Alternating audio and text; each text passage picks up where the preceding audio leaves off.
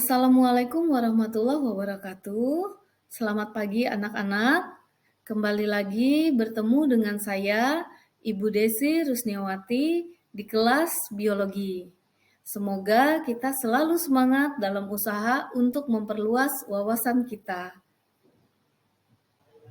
Kompetensi dasar materi hari ini adalah 3.8, yaitu menganalisis hubungan antara struktur jaringan penyusun organ pada sistem respirasi dalam kaitannya dengan bioproses dan gangguan fungsi yang dapat terjadi pada sistem respirasi manusia. Untuk indikatornya ada 3, yaitu menemukan letak dan struktur organ pernapasan manusia, kemudian menjelaskan struktur dan fungsi organ pernapasan pada manusia. Yang terakhir adalah menganalisis mekanisme pernapasan pada manusia. Dari kompetensi dasar yang telah saya sampaikan sebelumnya, dapat kita ketahui bahwa materi yang akan kita bahas hari ini adalah sistem pernapasan pada manusia. Secara lengkap, sistem pernapasan pada manusia akan membahas 2 hal, yaitu mengenai struktur dan fungsi pada sistem pernapasan dan gangguan atau kelainan pada sistem pernapasan. Namun pada pertemuan kali ini kita akan fokus pada bagian A, yaitu tentang struktur dan fungsi dari sistem pernapasan pada manusia. Untuk materi struktur dan fungsi pernapasan pada manusia, yang akan kita bahas adalah apa saja organ pernapasan pada manusia, kemudian bagaimana mekanisme pernapasan eksternal dan internal terjadi, kemudian bagaimana mekanisme pernapasan dada dan perut, selanjutnya bagaimana volume udara pernapasan pada manusia.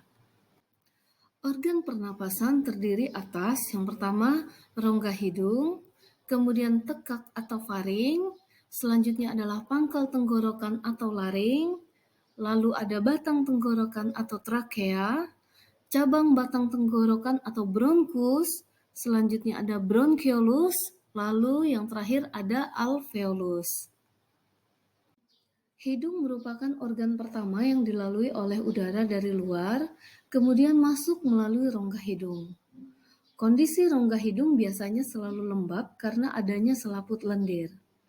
Selain selaput lendir, di rongga hidung juga terdapat rambut-rambut pendek yang halus. Fungsi dari selaput lendir dan rambut-rambut halus di rongga hidung adalah untuk menyaring dan melekatkan debu serta kotoran yang masuk bersama udara dan mengenali adanya aroma. Organ kedua pada sistem pernafasan adalah tekak atau faring. Faring ini merupakan persimpangan antara rongga hidung ke tenggorokan, yaitu masih saluran pernapasan, dan rongga mulut ke kerongkongan, yang mana ini merupakan saluran pencernaan. Nah, setelah udara tadi berada di rongga hidung, dia akan masuk ke faring. Pada bagian belakang faring, ini terdapat organ pernapasan selanjutnya yang kita sebut laring. Organ selanjutnya adalah pangkal tenggorokan atau laring. Pada laring terdapat pita suara dan epiglotis atau yang biasa disebut katup pangkal tenggorokan. Pada waktu kita menelan makanan, epiglotis ini akan menutupi laring sehingga makanan tidak masuk ke tenggorokan. Dan saat kita bernapas, epiglotis akan membuka sehingga udara dapat masuk ke laring, lalu kemudian akan menuju batang tenggorokan atau yang biasa kita sebut trakea. Organ keempat pada sistem pernafasan adalah batang tenggorokan atau trakea. Batang tenggorokan ini bentuknya seperti pipa dengan panjang kurang lebih sekitar 10 cm. Pada dinding batang tenggorokan terdiri atas 3 lapisan, yaitu lapisan paling luar terdiri atas jaringan ikat, kemudian lapisan tengah yang terdiri atas otot polos dan cincin tulang rawan.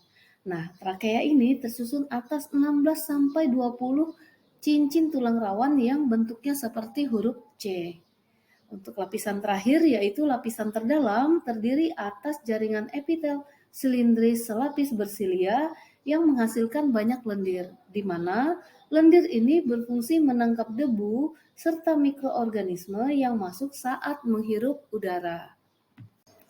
Organ selanjutnya adalah cabang batang tenggorokan atau biasa disebut dengan bronkus. Bronkus merupakan cabang batang tenggorokan yang jumlahnya sepasang, satu ke kiri, satu ke kanan paru-paru. Pada bagian bronkus yang ke arah kiri ini lebih panjang, sempit, serta mendatar daripada yang arahnya ke sebelah kanan. Keadaan seperti ini yang menyebabkan paru-paru sebelah kanan jadi lebih mudah terkena serangan penyakit. Nah, kemudian struktur dinding bronkus ini hampir sama dengan trakea. Bedanya, dinding trakea itu lebih tebal daripada dinding bronkus. Nah, kemudian bronkus akan bercabang menjadi bronkiolus. Organ selanjutnya adalah bronkiolus. Seperti yang telah saya jelaskan sebelumnya, bronkiolus ini merupakan cabang dari bronkus. Bronkus kanan bercabang menjadi 3 bronkiolus, sedangkan bronkus kiri bercabang menjadi 2 bronkiolus. Nah, bronkiolus ini bercabang-cabang menjadi saluran yang semakin lama semakin halus, semakin kecil, dan dindingnya semakin tipis. Bronkiolus ini tidak memiliki tulang rawan, tetapi rongganya bersilia. Setiap bronkiolus bermuara ke alveolus. Alveolus merupakan saluran akhir dari alat pernapasan. Pada alveolus terjadi pertukaran oksigen dari udara bebas ke sel-sel darah dan karbon dioksida dari sel-sel darah ke udara. Alveolus ini dindingnya sangat tipis. Hal ini mengakibatkan gas-gas dapat berdifusi dengan mudah melewati membran alveolus. Bentuk alveolus ini menyerupai kantong-kantong kecil seperti anggur dengan jumlah yang sangat banyak. Dengan jumlah yang sangat banyak ini, alveolus dapat memperluas permukaan yang digunakan untuk pertukaran gas. Pada permukaan bagian dalam alveolus, ini dilapisi oleh sel epitelium sehingga memungkinkan terjadinya difusi gas antara oksigen dan karbon dioksida. Untuk permukaan bagian luar alveolus, ini terdapat jaringan kapiler darah. Nah, jaringan kapiler darah ini mempercepat terjadinya proses difusi dan pengangkutan gas-gas pernapasan.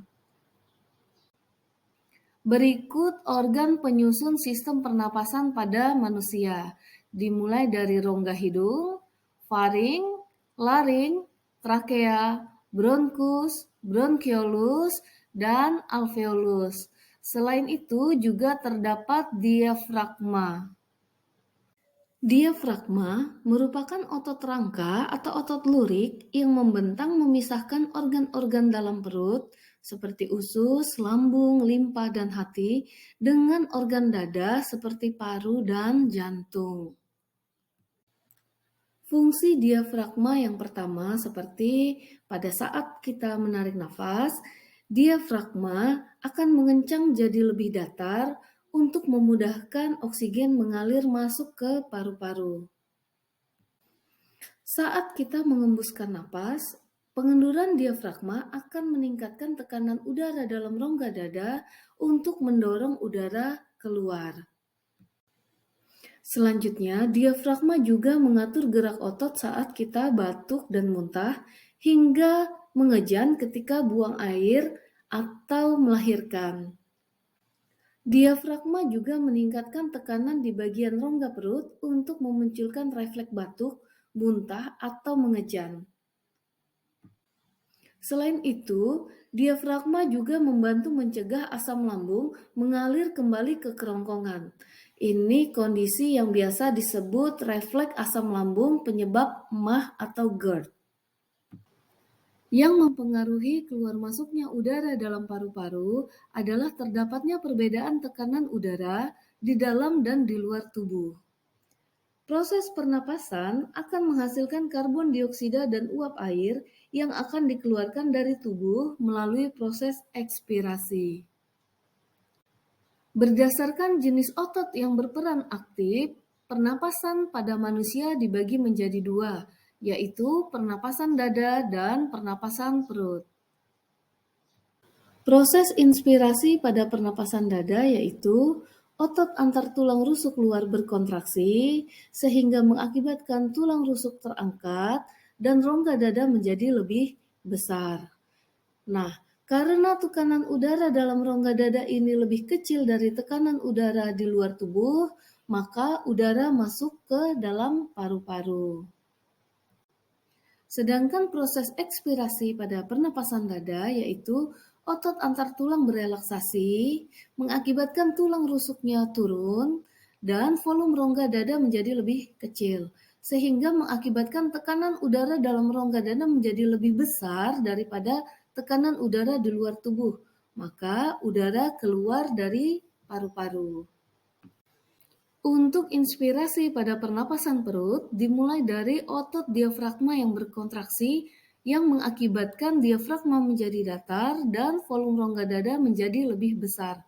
Sehingga tekanan udara dalam rongga dada itu mengecil, kemudian udara menjadi masuk ke dalam paru-paru. Sedangkan proses ekspirasi pada pernapasan perut ini dimulai dari otot diafragma yang berelaksasi sehingga diafragma cekung ke arah rongga dada mengakibatkan volume rongga dada menjadi lebih kecil. Nah, tekanan udara dalam rongga dada juga menjadi meningkat sehingga udara keluar dari paru-paru. Materi selanjutnya adalah tentang volume udara pernapasan. Volume udara pernapasan adalah jumlah udara pernapasan yang keluar masuk melalui sistem pernapasan. Volume udara pernapasan dapat dibedakan menjadi beberapa macam, yaitu yang pertama, volume tidal, volume cadangan inspirasi, volume cadangan ekspirasi, volume sisa atau residu, kapasitas vital, dan volume total paru-paru. Volume tidal. Volume tidal adalah volume udara pernapasan biasa yang besarnya kurang lebih 500 cc atau 500 ml. Volume cadangan inspirasi. Volume cadangan inspirasi atau udara komplementer adalah udara yang masih dapat dimasukkan secara maksimal setelah melakukan inspirasi biasa. Besarnya kurang lebih 1500 cc atau 1500 ml.